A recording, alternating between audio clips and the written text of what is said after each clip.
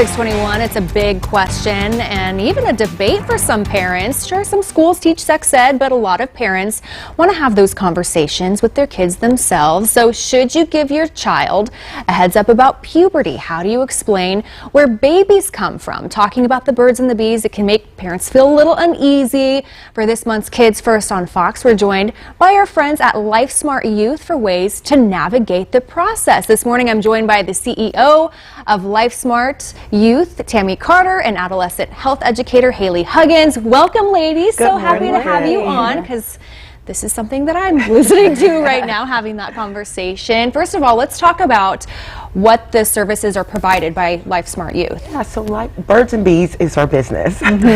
For nearly 80 years, LifeSmart Youth has provided age-appropriate, medically accurate human growth and development and reproductive health education.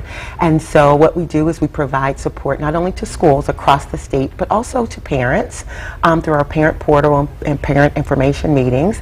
And then Haley here is one of the amazing health educators that's in the classroom. Okay, so let's talk about what the right age is to talk about the birds and the bees. Should parents wait until sex ed? Because I know a lot of kids that maybe hear about it first start talking to their friends, and you probably want to talk to your kids about it before other kids start talking too. Yeah, by the time you're 4 or 5 years old, there's already a healthy curiosity about your body. And so we recommend that parents talk about it very early and at home. We don't teach human growth and development until 4th or 5th grade, and sex ed comes in 8th grade. So by the time kids get into our classrooms, they've already heard a lot of misinformation, and you want to avoid that.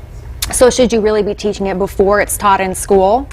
Yeah, so one approach that I actually use with my daughters, I have 2 daughters, a 9-year-old and a 2-year-old, is just to take advantage of everyday life events and use those teachable moments. You know, so for example, if your child is, if you see something on TV, or if, you know, your daughter sees a baby boy's diaper being changed, or if, you know, your child is just in the bath and notices something and has questions, you really can start the conversation there and start to teach that, you know, all bodies are different. It's normal that kids have a healthy curiosity about their bodies, and parents shouldn't be afraid to have those conversations. They also shouldn't be afraid to use the correct names of the body parts, the anatomically correct names of the body parts, especially when talking about the private parts of the body, rather than using nicknames. Right. We know that this can kind of help eliminate confusion, especially as they start to learn that maybe there are these other terms being used, and they will know the correct terms. They'll know what words to use when talking about the bodies, including things like books and other resources like videos from, you know, amaze.org. is also really helpful. There's a lot of other resources that cover puberty and adolescence, and sometimes using those things along with having those conversations is really helpful. Yeah, absolutely. And, you know, just having this conversation with both of you, that's also another thing. You know, you think about body safety and teaching what's appropriate and what's not appropriate when you start talking about body parts and their functions and things like that. Now let's talk a little bit about misinformation. How should parents address any misinformation that they might hear?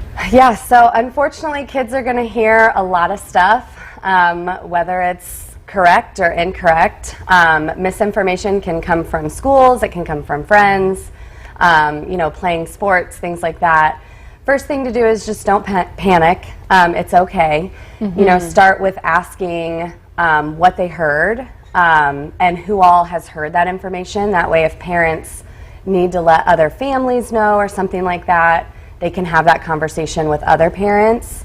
And then just ask them what they think about it, you know, what they heard and what they learned and how they kind of think of that, and then correct any misinformation from there. It's, you know, it's possible that sometimes things that they hear might not always align with like family values and things like that. Exactly. And it's okay to say that. Yeah.